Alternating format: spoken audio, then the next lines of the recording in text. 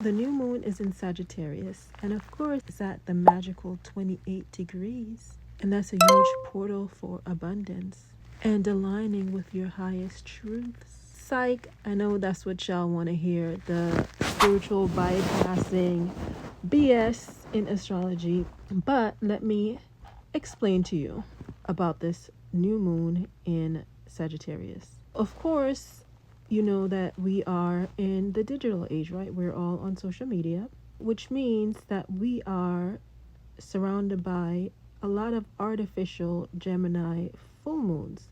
And the Gemini full moon passed 2 weeks ago, and I was inspired. So if you go on my blog, you will see in the next week or two, everything will be uploaded.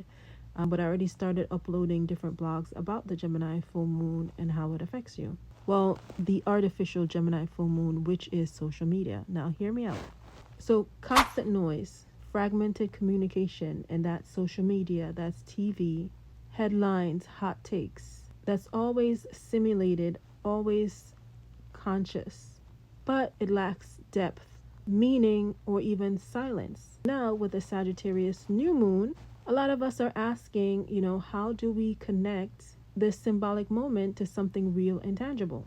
Rather than adding more digital and spiritual noise to, the internet, social media, etc. What I am deconstructing is a lot about how you can use new moons and full moons as tools to ground yourself in actual reality and felt experiences, rather than just scrolling online. The artificial full moon, that was in Gemini, and Gemini rules communication, multiplicity, and noise. And our digital environment is a constant Gemini full moon, or permanent Gemini full moon. So it's all surface and just pure questions. All questions, no answers, right? All signals and no meaning. So it's definitely a form of spiritual bypassing because it offers endless seeking and you never arrive. But the antidote to that is the Sagittarius new moon. Sagittarius seeks the one truth beneath the many facts. And the danger that is leaping to a truth that is disembodied.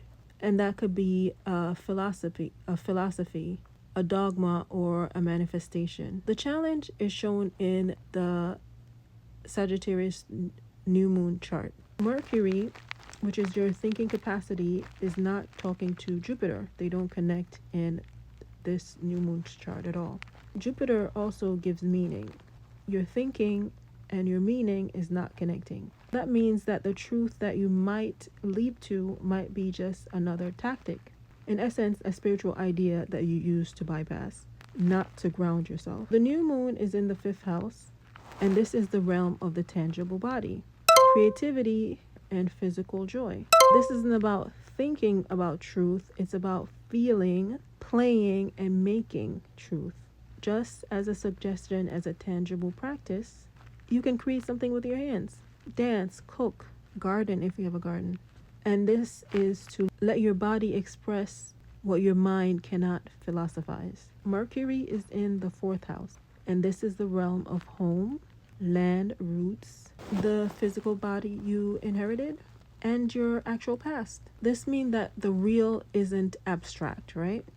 It's your ancestry, your soil, your bones. A tangible practice would be to connect to your physical environment, cleaning your house, feel the floor under your feet, look at some old photos, and this is not to storytell, but just to see the actual faces of your family members, your friends, etc. Look at real things. Sagittarius is connected to Jupiter. It's its ruling planet. We got to look at Jupiter. Where is Jupiter?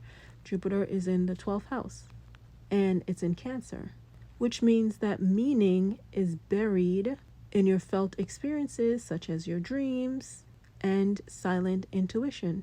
It's not going to be in words. It's going to be in your gut, the tide of your emotions, and the images that arrive before you fall asleep.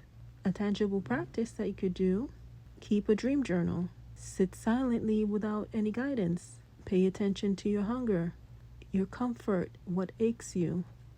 And this is the language of the Cancer body. Of course, there's some dangers, right? The sun and the moon squares Neptune. And this makes you want to transcend the tangible, all the things that I've been examples or tangible experiences that I've been giving you, or just in general. These are, I'm telling you about Sagittarius New Moon, but you could have a Sagittarius New Moon at any time. We don't need to transcend the tangible. We live here on Earth. We don't want to replace cooking with food manifesting.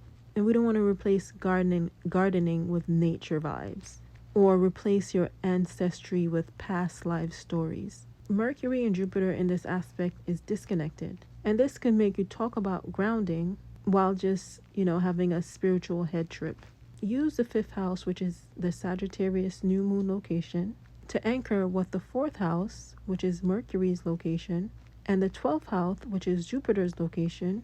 And, we're going to see what it hints at. You could light a real candle, because fire is Sagittarius element. And this is not going to be for ritual, but just to watch a real flame in your real space, in real time, in your real house, which is the 4th house. Write down beliefs that you've inherited. And this is from family, culture, online, especially online. All the digital news, I'm sure that there's a lot there that we could write down about what we inherited from online spaces. And then create a physical representation of it. Draw it, paint it, sculpt it, then tear it up or burn it down, but of course safely. This is going to link Mercury, which is in the 4th house, to Jupiter, which is in the 5th house. Another thing that you could do is spend 20 minutes in just silence, and that's Jupiter in the 12th house. Then write or move or just make some sounds and see what comes up. And that's without interrupting it, which is, again, 5th house expression. You don't need to seek meaning. Let the meaning seek you. And in this sense, we are using our bodies. Let the meaning seek you throughout your body. What I'm asking is for you to stop performing spirituality.